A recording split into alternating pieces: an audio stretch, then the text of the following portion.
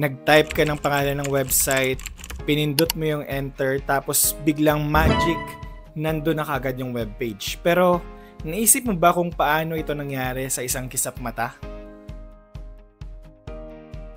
Sa likod ng bawat click ay nandyan ang web server, ang puso ng pag-access natin sa internet. So ano nga ba ito?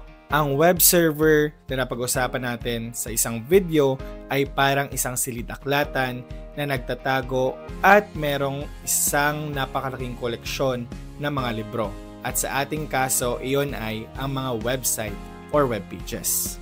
Sa simpleng explanation, kapag nag-request ka sa isang web server, ang browser mo ay nagpapadala ng data or sulat patungo sa isang web server. Ang server bilang tugon ay naghahanap ng ni-request mong website or libro at ipinapadala ito muli sa iyo. So dito pa lang, maiisip mo na ang isang web server ay nag-host ng napakaraming websites at inaalaw nito na maging accessible sa lahat ng merong internet.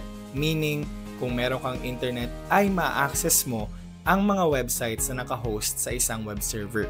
Sa development side naman, napakahalaga ng role ng isang web server dahil ito ang nagdedetermine kung paano i-access, ilalagay at ipapakita ang iyong content or ang iyong web application sa buong mundo.